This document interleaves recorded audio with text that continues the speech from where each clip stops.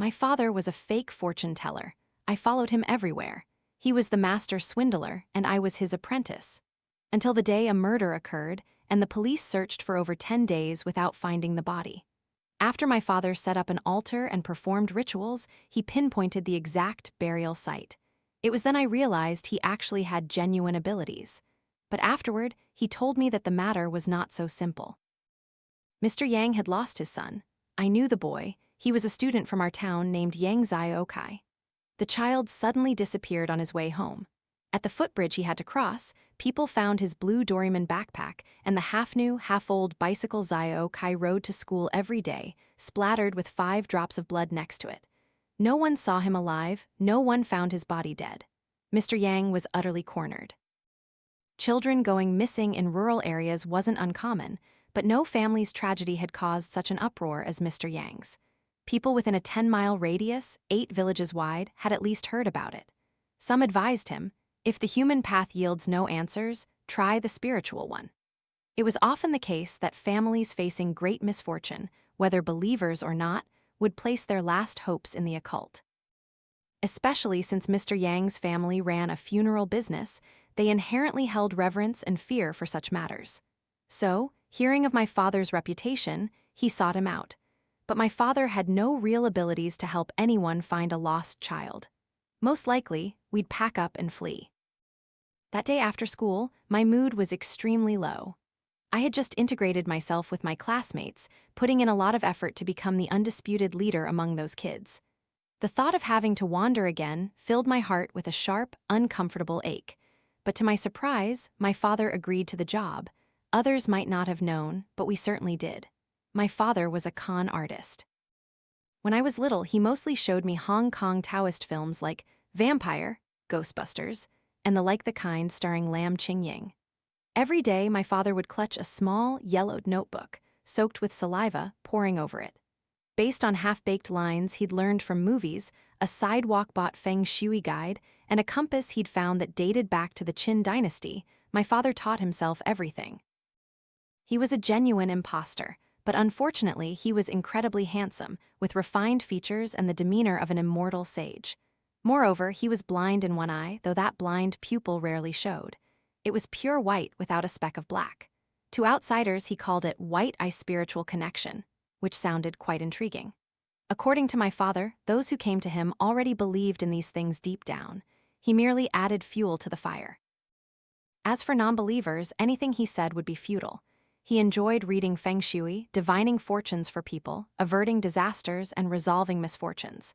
He was best at romantic divinations, even telling women how to neutralize their husbands' peach blossom luck, a euphemism for extramarital affairs. He'd say, women basically only care about those things, children and men. They're the easiest to fool 8 out of 9 times. And I, Lin Nyan-Q, with my innocent, harmless face, served as his assistant, running errands and gathering information. When I was 9, my education couldn't be delayed any longer. He couldn't keep teaching me how to recognize characters and the tricks of the trade. So, he settled down in a town, rented a shop, put on a purple silk Chinese robe, carried a folding fan, and proclaimed himself Master Zi Xuan. Our nomadic, guerrilla-style childhood finally ended. The shop had a partition, accepting a maximum of 5 clients per day by appointment only. No matter who you were, you had to wait outside for at least half an hour before seeing my father. My father gestured to me with his thumb and forefinger. Lin Nyan-Q, you know what this is? It's called aura. That's how people are. The more you limit clients, the more aura you have, the cooler people think you are, the more they respect you. The more you hustle to deliver and invite customers, the less they value you. Inside the partition, my father brewed tea for clients and burned incense for the gods. Outside, I served tea and water, my eyes observing all directions, my ears listening intently. This was my father's information gathering, his little ear. He was the master con artist, I was the apprentice con artist. We, father and son, lived by this trade. When I got home, Aunt Xuan had skillfully prepared 3 small vegetable dishes and even fried a plate of peanuts. My father's blind eye was covered by an exquisite eye patch. His other good eye was squinted, enjoying the miracle bean. My father paid attention to Aunt Xuan entirely because of her mouth, the kind that could dig up details about how many moles you had, how many people you'd been intimate with, or how many times a month you'd rolled in bed. Meanwhile, my father in his room would be staring at the other end of a hidden camera, actually seeing everything clearly. In less than a year in town, my father's reputation as Master Zi Xuan, along with Aunt Xuan's enthusiastic promotion, spread throughout the town. Everyone in town said my father was a true immortal descended to Earth, but only Aunt Xuan and I knew that besides his handsome face, everything about my father was fake. I tossed my school bag aside, crossing my legs gloomily, glancing at the pig's head meat, stir-fried trio, and pickled pork offal on the table. Such a lavish meal. Is this a farewell dinner? Aunt Xuan quickly told me to wash my hands and served me rice. Farewell? What are you talking about? Tomorrow is Friday. Your father said he'd take the day off. You're going with him on a trip to Mr. Yang's house. He wants to set up an altar and perform rituals. My heart leaped with joy. We're not running away. Aunt Xuan laughed until her eyes crinkled, holding up 5 fingers. Running? What for? This job is worth 50,000. My eyes widened. 500. Aunt Xuan continued to chuckle. My heart pounded. Could it be 5,000? Aunt Xuan giggled. Oh, my great-grandfather, look at your ambition. 50,000, 50,000, 50,000. Good heavens, I exclaimed. Before, my father only charged 50 or 100 for a reading. This is different, Aunt Xuan said. The Yang family's plight is too tragic. If they don't find this child, the whole family might as well be dead. My father didn't spare me a single glance from beginning to end, focusing intently on sipping his wine and eating.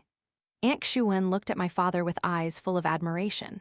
For the past year, as soon as dusk fell, she'd slip into our house to cook, wash dishes, do laundry, and clean.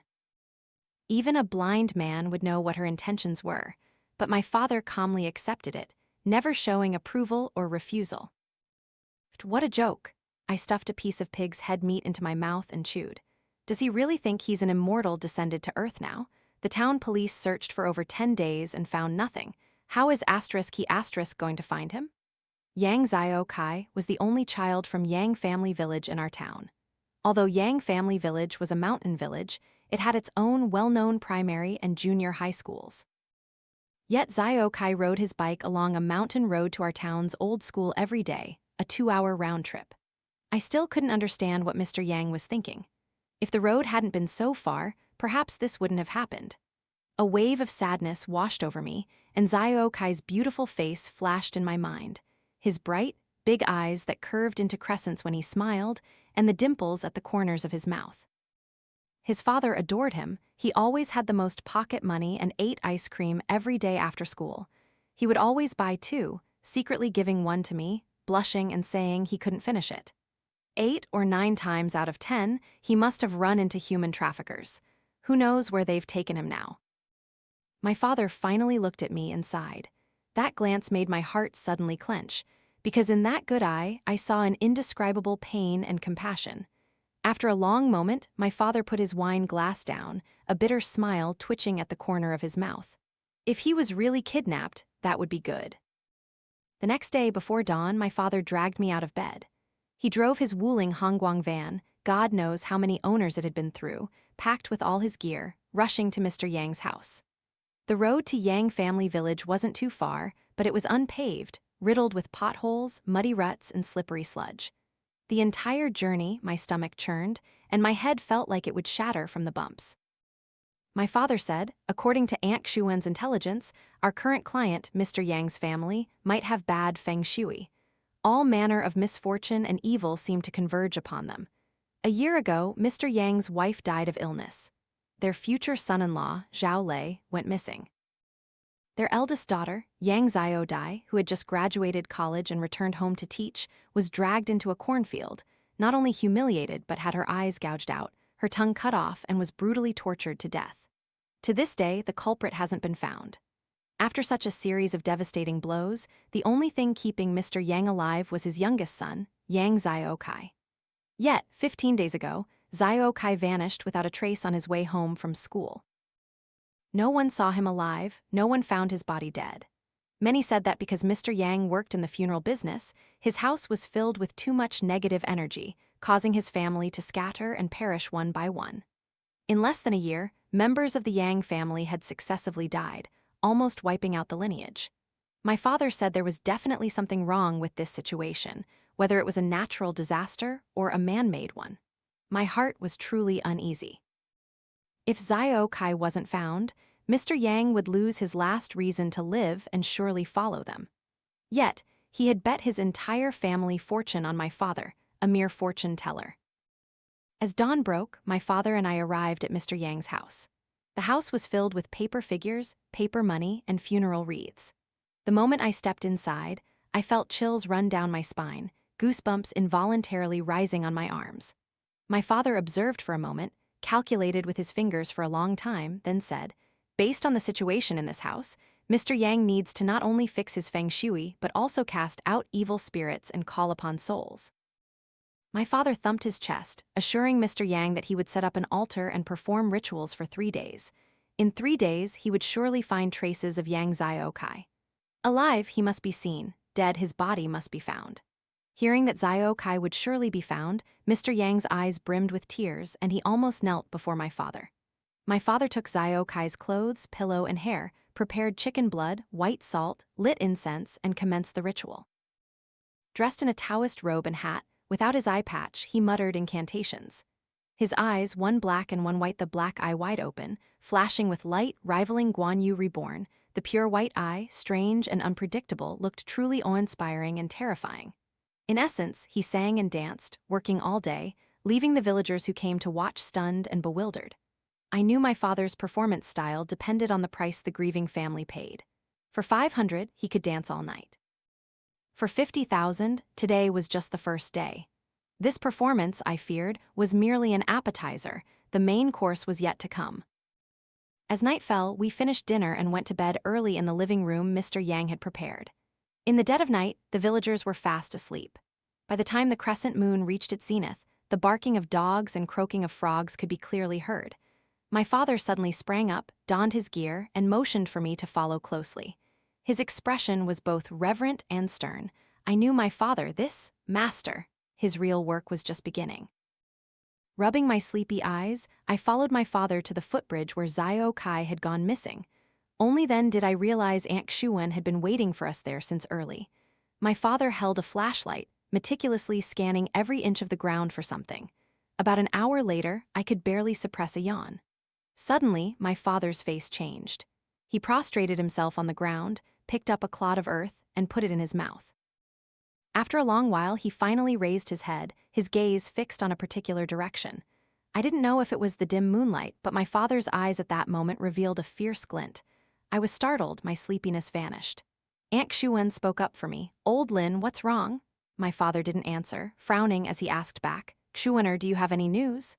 Yang Xiao looked slightly annoyed, quickly saying, "This Yang village is very strange. When I was little, a cousin of mine married someone here. I came along once. The whole village helped prepare the wedding. Everyone was so simple and honest back then. It was very poor here. Not like now. Look at that school, 3 stories high, bigger than the town school. It provides food and lodging. I hear if students study well, they even get money. Many neighboring villages no longer send their children to town, but bring them to Yang village to study. The village has become rich, but the people aren't like before. I originally intended to go into the village to inquire about the situation, but the villagers saw I wasn't an acquaintance and paid no attention. Everyone looked at me as if I were a ghost. I still went to my cousin's house and only managed to glean a little about the Yang family situation. When I asked about other things, no one would say anything. Even my cousin refused to speak. Looking at Yang Xiao's expression, this was probably the first time she'd encountered such difficulty investigating with my father. Everyone says Yang village is a rich village, but the villagers' houses are still dilapidated, the dirt roads bumpy. The villagers still live off the mountains and barren cultivated land, not much better than other villages.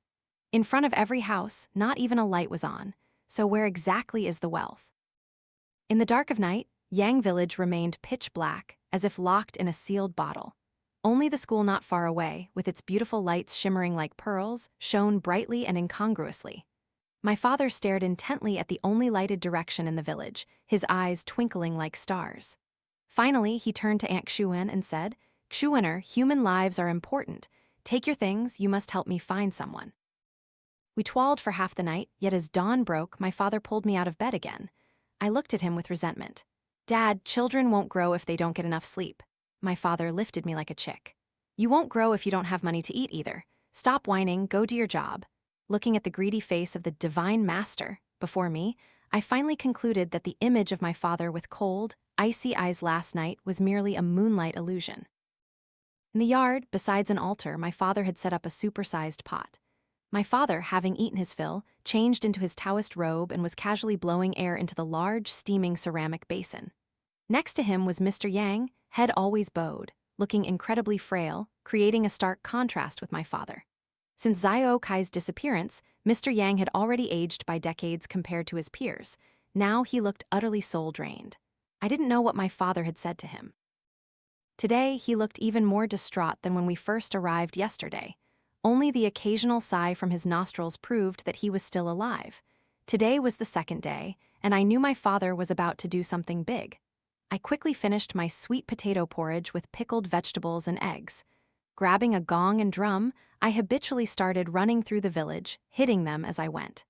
Evil spirits, begone. True Master Zi Xuan has descended to earth, about to perform rituals to expel evil. Elders and youngsters, come and see. The Master has borrowed the 3 real fires to expel evil and cook a living person. Don't miss this opportunity, you won't get another. No one taught me these words. I mimicked scenes from movies, swinging a hammer across my chest, then added my own flair. Iron pot, cooking a living person. Who wouldn't want to watch such a sensational, lively scene? I shouted with all my might for the entire morning. As soon as word spread that there was a spectacle to see, the sleepy villagers quickly sobered up from early morning. Villagers crowded together, craning their necks and tiptoeing in front of Mr. Yang's house like sardines in a can, afraid of missing such a rare and unusual sight. I held the gong and drum, standing in a hidden spot, meticulously observing the surrounding crowd. In this vast, Yang village, not a single child had been seen since yesterday. My father noticed the fairly large crowd. He finally spat out some tea dregs with a ft, ft, ft, then cleared his throat seriously, clasped his hands and bowed. Elders and youngsters of Yang family village, regarding the continuous misfortunes of Mr. Yang's family, this Taoist has something to say. Yesterday, this Taoist set up an altar and spoke with the soul of Yang Xiao Kai. Told me it died 15 days ago, on the very day it disappeared, but because its last wish remains unfulfilled, its soul wanders in this village, unwilling to reincarnate. Hearing my father state clearly that Yang Xiao Kai was dead, Mr. Yang suddenly looked up and collapsed to the ground. His eyes, previously almost lifeless, sitting like a dry log, now distorted his face, and a mournful wail erupted from his chest, too heart-wrenching to bear. The villagers stirred, unable to watch further. At this moment my father added, "Though this Taoist's heart aches, I must speak. The deaths of Mr. Yang's wife, his daughter Xiao Dai, his son Xiao Kai, and even the disappearance of his future son-in-law, Zhao Lei, all were caused by Mr. Yang himself." Some timid villagers, frightened, covered half their eyes but refused to leave. The water in the pot boiled furiously, large bubbles continuously rising and bursting. Mr. Yang's originally dark, sickly complexion had turned flushed, yet he seemed to feel no pain. He sat calmly on the small stool inside the pot, eyes half closed, allowing the boiling water to cover more than half his body. But he truly seemed to be protected, feeling no heat at all. The surrounding villagers grew even more astonished. My father circled the copper pot, muttering something unclear, eyes tightly shut, setting up an array. I stood beside him, constantly adding firewood to the flames, while also preventing the water from drying out, continuously adding more water but not cold water. It wasn't until sunset that the exorcism ended. Everyone witnessed Mr. Yang being cooked alive, in the iron pot right before their eyes, his skin and flesh perfectly intact and unharmed. The villagers, from their initial fright, were now completely awestruck by my father's supreme magic. By noon, the villagers were no longer afraid. The front of Mr. Yang's house was even livelier than a lion dance troupe visiting during Lunar New Year. Some even brought bowls of rice, squatting by his gate, eating and watching. Others climbed trees for a better view, eating as they watched. Someone even brought me a bowl of dried vegetable noodles.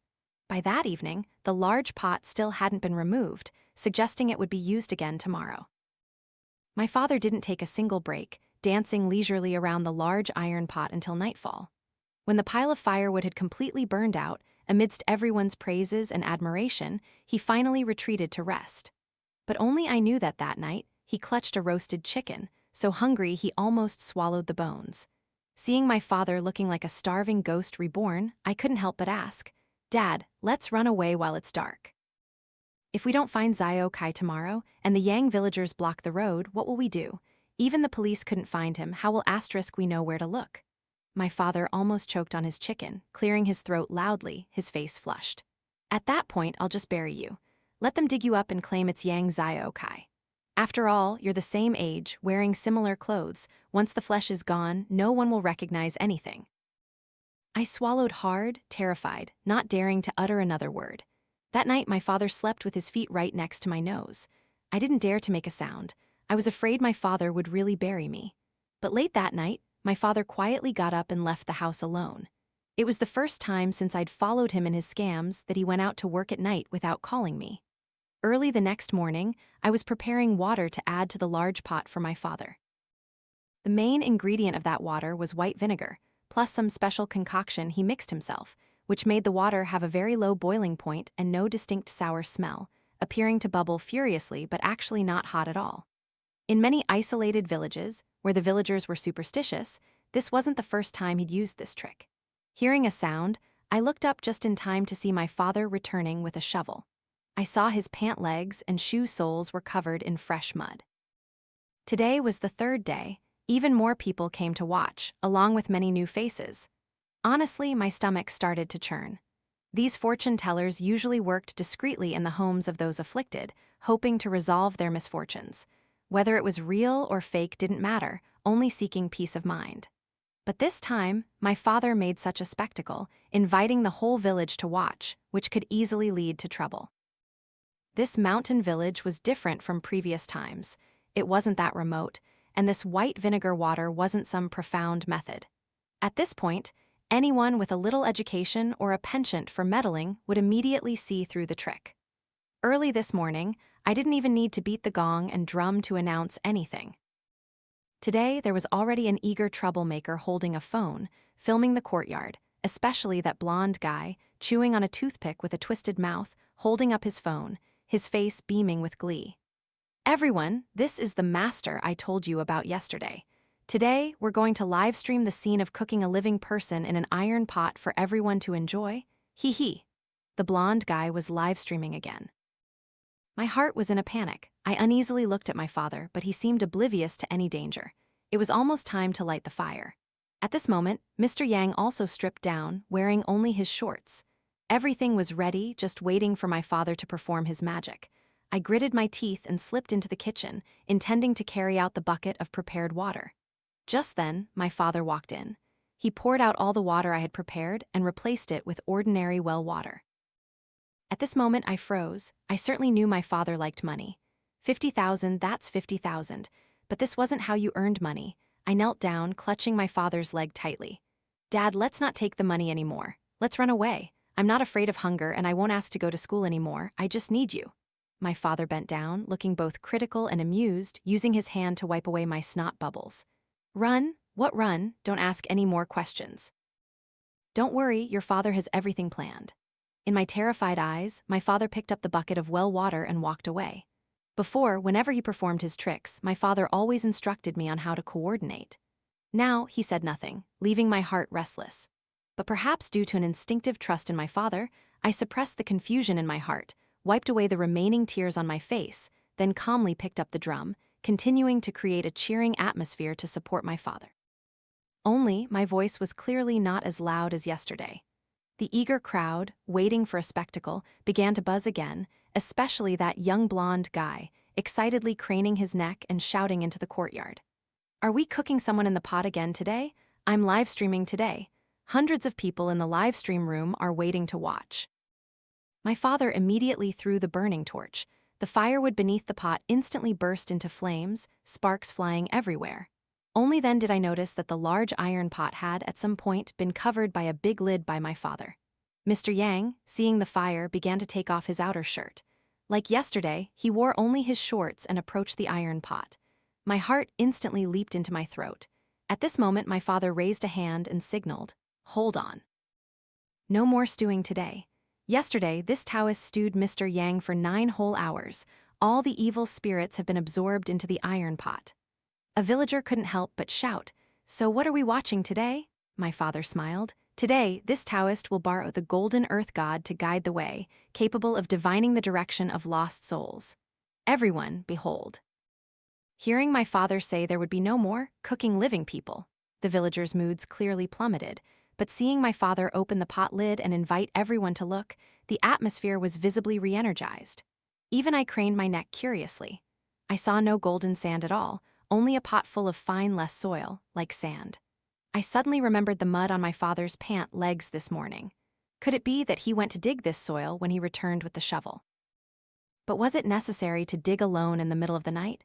Or was there some trick he wasn't telling me? Mr. Yang, fidgeting in his shorts, hearing he didn't have to get into the pot, looked a little surprised and quickly put his shirt back on. Conversely, Tianxi, who always seemed the most enthusiastic, was unhappy, directly shouting, "What kind of trick is this? I woke up early just to see this." I glanced at Tianxi's account name and quickly logged into my phone to see what he was doing. Sure enough, the livestream room, which originally had over 100 people, immediately saw more than half leave within minutes upon hearing there was no cooking a living person in the iron pot. What era is this that people still believe this? Let's just break up. So boring on the subway this morning, just wanted to watch for fun. So boring, unsubscribed.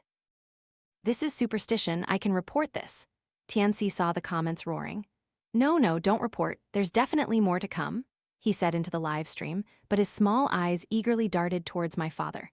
My father seemed very cooperative, facing the pot, scooping water from a bucket and continuously splashing it, creating a shimmering effect around the pot. Water and fire collided fiercely, like countless falling stars, strangely beautiful. My father's expression was incredibly solemn, his pure white eye even reflecting light like glazed glass. The sparks grew more intense, layers upon layers, forming a curtain of fire, almost too quick to see. Viewers in the livestream were gradually captivated by this spectacular scene, the numbers even slowly increased. Damn, my eyes are playing tricks on me. Why do I see the shadow of a child in the sparks? No way, that's just an effect, right? Real or fake? Why don't asterisk see it? Oh my god, it's real, I see it too. It looks like there's another shadow. That shadow wants to kill the child. It's running. The number of people in the live stream suddenly skyrocketed. The villagers on site were all amazed. In the firelight, Mr. Yang also slowly raised his head, slowly standing upright. I saw his eyes, dry as rotten wood, at that moment seemed to burn like embers. I was stunned, and then an even more astonishing scene occurred. The number of people in the live stream room exceeded 1,000. Oh my god, I'm late. What happened? Can someone explain? How did he do that just now? It must be some kind of projection. There's no way there's actually a murder. What is that finger pointing at? Isn't that the burial site? But there's no projection equipment here. And projecting in firelight? You up there, try projecting something. I don't trust the streamer. Didn't he say he was exposing a fortune teller? Yeah, hurry up. Tianxi no longer looked at his phone. Instead, he looked in the direction my father's finger was pointing, his mouth slightly agape, his face unusually pale. His camera was clearly shaking, held unsteadily. In contrast, my father's voice was like resonant bronze, leaving no room for doubt. The burial site was exactly in that school due south. My fellow villagers, everyone, follow me. Is this for real? Can they really find the burial site? I'm about to get off the subway, can't keep up. Oh my god, I don't know what the outcome will be. Crying out loud, you guys don't actually believe this, do you? Exactly, I heard the police searched for over 10 days and found nothing. If this Taoist finds it, I'll eat dirt on the spot. Streamer, can you prepare more professional equipment? The shaking camera is making me dizzy. I also want to see the ending. I bet 10 coins that I think they'll find it. Because the truth is, this child was killed by this Taoist himself. Of course he knows the specific location. My heart suddenly felt anxious. How could that be? But if my father really found a corpse, how would he explain it? The number of online viewers grew steadily, the villagers were also buzzing, the situation growing bigger and bigger, but my father had no intention of stopping. He held his compass, leading the large crowd, and began to advance towards the school. Cold sweat trickled down my back. Should I stop my father? Clearly, if Yang Xiao Kai's body wasn't found today, the situation would be irreparable. As the crowd followed my father to the school gate, they immediately met an obstacle. What kind of joke is this? This is a school, why would there be a corpse? Moreover, our school is a closed boarding school. We must ensure the safety of our students. How can we just let you in casually? The school gate was packed with villagers, but the school guards stubbornly refused to open it. All along the way, the closer we got to the school, the more violently the compass in my father's hand fluctuated. At the school gate, it almost vibrated continuously, buzzing without stop. My father said this indicated they were very close to the body. After witnessing the miracle, the villagers now completely trusted my father, so they insisted on crowding the school gate, refusing to leave. The two sides confronted each other, the arguments growing more intense. Is there something wrong with this school? A person's life is lost and you won't let us in. How can you scold the school? The guards are just doing their job, okay? If it were your school, would you let people in? I told you it was a scam. Look, if he insists the body is in the school now and then doesn't find it, he'll definitely blame the school for not letting them in. It has nothing to do with him. Why do I feel like this Taoist really knows where the child is buried? This counts as gathering to cause trouble now. Look, the principal is out too. They must be calling the police. Oh my God, if they really find a body, this school is in big trouble. The school principal, also a native of Yang village, stood behind the iron gate, pointing directly at my father. What's wrong with this Taoist? Daring to come to our school to spread superstitious nonsense. This is a place for educating people. Mr. Yang, why are you being so unreasonable? Your family once had the village's first university student, and you're still joining in this trouble. My father didn't back down at all, his momentum growing. This Taoist swears to heaven today the body is right inside this school. If this Taoist lies, may the patriarch strike me dead with a bolt of lightning. Mr. Yang, originally hesitant, completely lost his composure after hearing my father's words. He knelt on the ground. Principal Yang, please let us in. Have mercy on my daughter.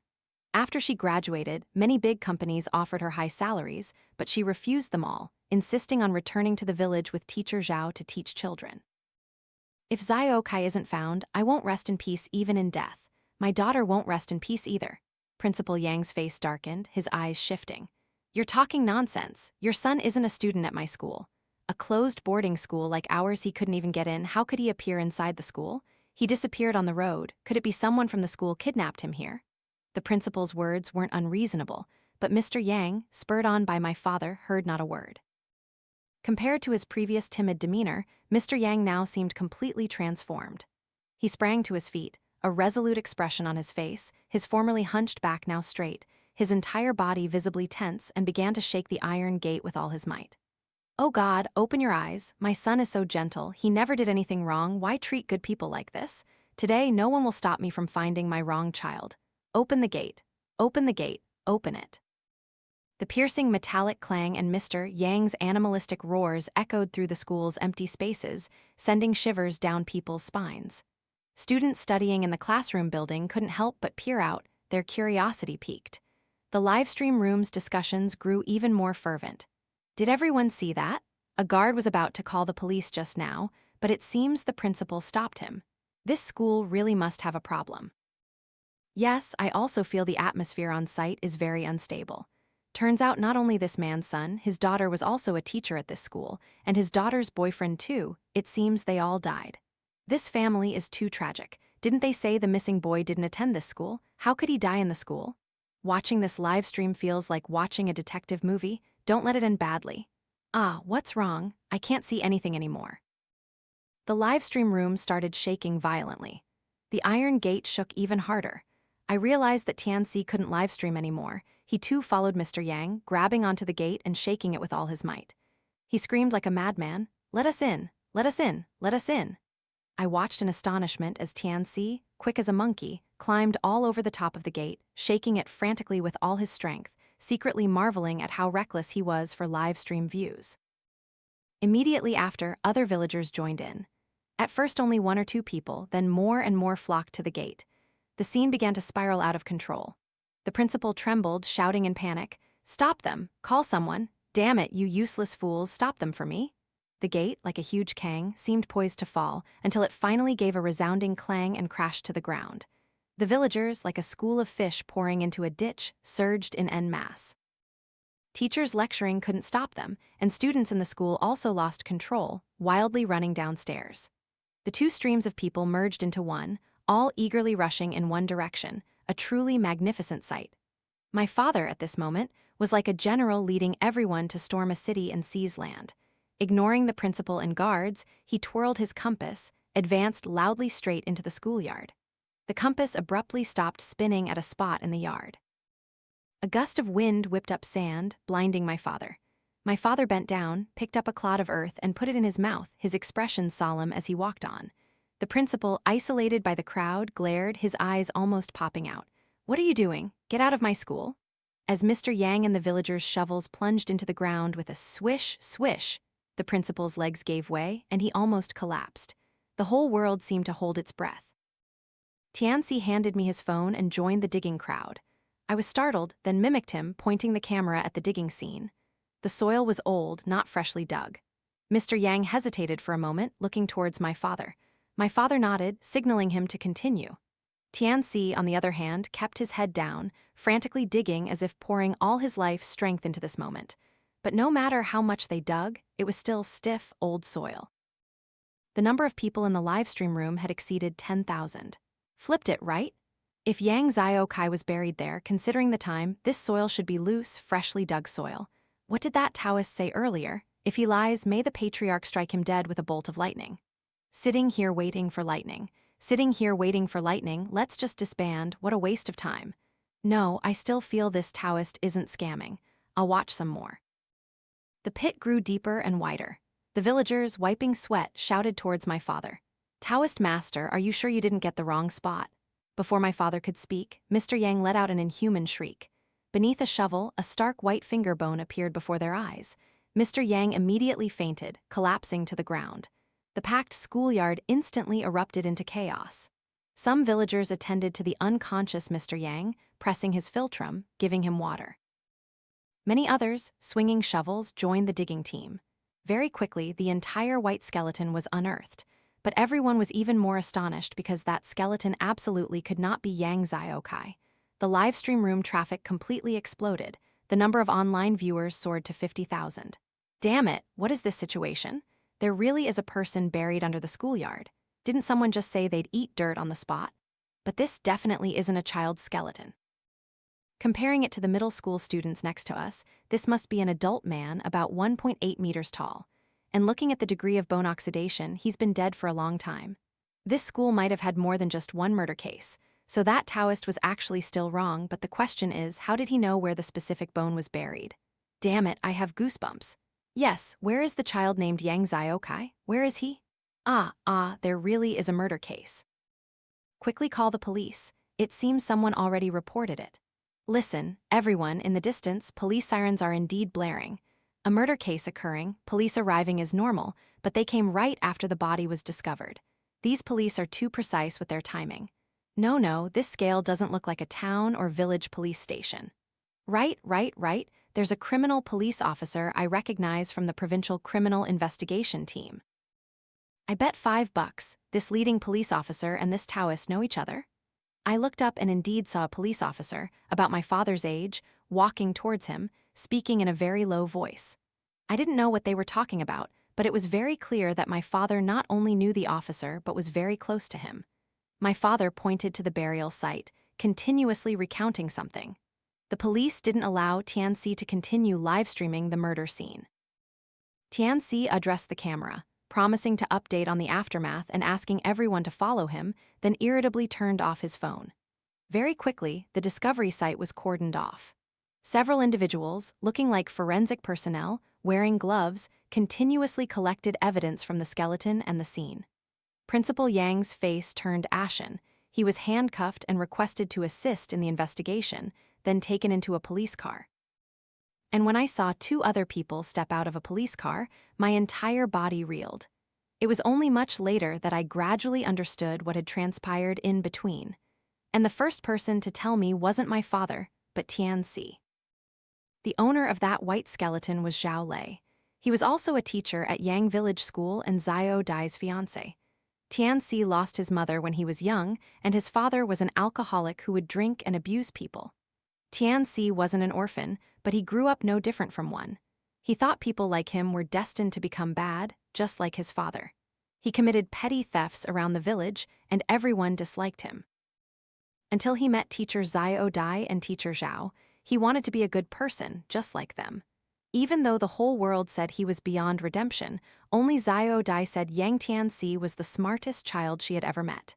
Yes, his name wasn't the blonde guy. His real name was Yang Tianxi. But after his mother left, no one called him by his name anymore. They saw Tianxi in the bitter cold of winter still wearing a thin, smelly shirt, so they took teacher Zhao's cotton jacket, altered it for him to wear.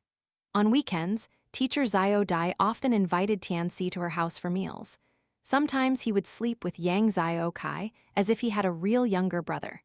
Zi Dai's father worked in the funeral business, so the house was filled with items for the dead. Her mother was in poor health, coughing incessantly. The whole village said that families in the funeral business were full of bad luck, but he wasn't afraid at all. Compared to his own drafty, leaky house, this place was simply paradise for him. In those 2 years, he truly transformed, completely changed. Tianxi cut his hair short, and his academic performance improved dramatically. By the 9th grade, he was one of the students capable of passing the entrance exam for the district's key high school. But that very year, many things happened, such as teacher Zhao's sudden disappearance. The principal claimed, teacher Zhao complained about our school's poor benefits and abandoned teacher Yang to return to the city. Tianxi, of course, knew those were the principal's lies, because on the night teacher Zhao disappeared, his father had been drinking and beating people again. He secretly climbed over the wall into teacher Zhao's dormitory and slept in his room. But Principal Yang suddenly sought out teacher Zhao. Before leaving, teacher Zhao slipped Tianxi a package of items and whispered a few words of caution. Those words terrified Tianxi to the extreme. So, he secretly followed, hiding in the shadows, and then saw the two of them have a fierce argument in the schoolyard. The moment teacher Zhao turned his back to leave, Principal Yang suddenly pulled an axe from behind him and slammed it into the teacher's head. Tianxi clamped his hand over his mouth, his legs turning to jelly, as he watched Principal Yang bury teacher Zhao right there in the schoolyard. He could never, in his entire life, mistake that location. Afterward, teacher Zi Dai couldn't contact teacher Zhao and frantically searched everywhere. One late afternoon, Tianxi did the thing he regretted most in his life. He tearfully told teacher Zi Dai the truth, never imagining that this would directly lead to the death of teacher Zi Dai, the person he loved most. He hated himself, hated why it wasn't him who died. He hated Principal Yang even more, to the point where he wanted to eat his flesh and drink his blood even in his dreams. But Principal Yang was too powerful in the village, so ultimately he didn't dare. After teacher Zi Dai's death, he became the blonde guy again and didn't participate in the high school entrance exam. He also didn't go far away to work like other older kids. He chose to stay in the mountains, waiting for an opportunity to avenge teacher Zi Dai and teacher Zhao. Finally, one day, Mr. Yang knocked on his door. He knew that opportunity had arrived. Teacher Zhao had spent half a year compiling files on abused students, preparing to report them to the Ministry of Education. Principal Yang discovered this, tried to bribe teacher Zhao, but was refused, leading to his fatal demise. After teacher Zhao disappeared, Zi Dai was not without suspicions that something had happened to him. It wasn't until Tianxi told Zi Dai the truth that she realized Principal Yang could be this deranged. She was determined to fulfill teacher Zhao's unfinished wish and save the victimized students. First, she called to report Principal Yang, planning to go to the city the next day to file a case. But she was one step too late. The night before teacher Zi Dai was to leave, on her way home, she was dragged into the bushes, humiliated, had her eyes gouged out, her tongue cut off, and was tortured to death. But even so, she did not reveal any information about the documents related to the fates of countless children. Seeing his daughter's body in just one night, Mr. Yang aged by more than a decade. His formerly straight back was now hunched, and his mind became unclear, hazy. After Zi Dai's tragedy, Principal Yang, who had not yet obtained the documents, pretended to visit Mr. Yang's house occasionally, probing to see if Mr. Yang knew about the documents. But Mr. Yang always outwitted him by feigning a dazed state of mind after suffering such heavy losses. In the years after his daughter's passing, Mr. Yang lived a life worse than death, but for Yang Xiao Kai, no matter how much pain he endured, He had to feign madness and foolishness. That was his last weakness. He knew Principal Yang had never truly lowered his guard against his family. He sent Zi Xuan Kai to study in town. He always secretly thought that when Zi Xuan Kai grew up, he would die alongside Principal Yang. Until one day, he went to the city for work and personally witnessed Principal Yang bringing several children from the village to a hotel. He waited all night not far from the hotel, seeing a sight he would never forget. He returned to the village and sought out Tianxi. That was the first time he saw the detailed contents of those documents. He stayed up all night, feeling like a stone. As dawn approached, he suddenly spoke. "Son, we must take revenge for our wronged daughter and son-in-law and for those poor children too. I want to die with Principal Yang, but what about our Zi Xuan Kai? He's still too young." Tianxi, who always used to joke around, remained silent for a long time. "Uncle, such a person isn't worth us dying with. Let's secretly take Zi Xuan Kai to a safe place. To the outside world we'll say he's missing. No one alive, no body dead." The night teacher Zhao met his misfortune, he told me that if anything happened to him, I should give the documents to his high school classmate, Lin Ruhai. He said that, besides teacher Xiao Dai, Lin Ruhai was the person he trusted most in the world. Unfortunately, he told me in a hurry and didn't have time to tell me how to contact him, only saying he was a Taoist priest. I tried to find him for a long time but found no clues. But recently, I heard Zi Xuan Kai say that there's a Master Zi Xuan in town, and they are. The next day, Mr. Yang sought out my father.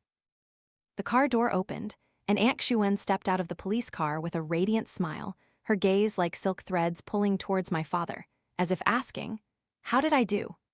It turned out that on the first night in Yang Village, the person my father instructed Aunt Xuan to deliver the documents to was none other than Captain Zhang of the Provincial Criminal Investigation Team.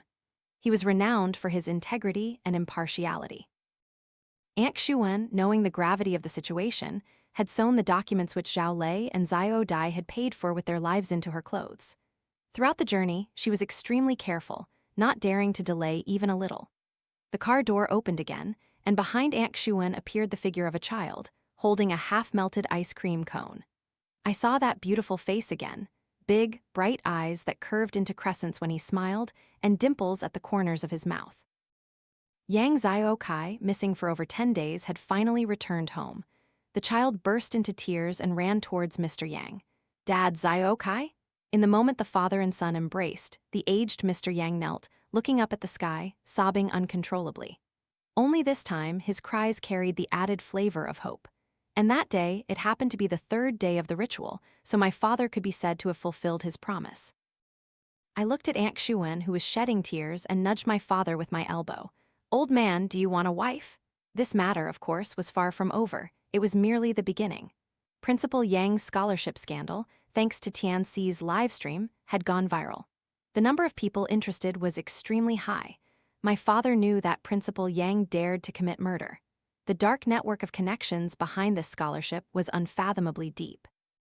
He was just a roaming charlatan. Overthrowing someone like that was incredibly difficult. Therefore, from the very beginning, he was determined to stir up the matter, even if it meant ruin and disgrace for himself. He wanted it to be so preposterously huge, so unmanageable, so many eyes watching that it couldn't be ignored, so exposed to the sunlight that the darkness had no place left to hide. After that, Tianxi livestreamed every day and posted videos online, tracking the progress of the investigation into the dark scholarship scandal. Each livestream had tens of thousands of people online. Snippets of the videos even garnered millions, tens of millions of views. In just one night, he became a major blogger with millions of followers. My father's reputation also soared overnight. I once asked why a finger appeared in the yellow soil. Why did he taste the soil? He squinted his eyes and said, cannot say, heavenly secrets must not be revealed." At times, I suspected I wasn't his biological son. The chain of interests involved behind the scholarship was very extensive. The number of known victimized children already exceeded 300. Investigating everything would take time. But it was clear that the first ray of dawn had, from that day, finally shone upon Yang Village School, which had been shrouded in darkness for many years. Teacher Zhao's remains were later kept in Yang Village, next to Xiao Dai's grave, together. The two would never be separated again. That day, Aunt Xuan and I stood from afar, watching my father, carrying wine and food, sitting before their graves, muttering all afternoon. Perhaps he was reminiscing about their youth, the vibrant past I didn't know, or perhaps he was discussing the future progress of the case concerning the children in the school. I don't know exactly what he said, only that day, I saw my father's once proud back had noticeably stooped. But from that day on, for the first time, I felt that my father truly had a conscience. As Aunt Xuan said, my father might be a charlatan, but he was a very manly charlatan.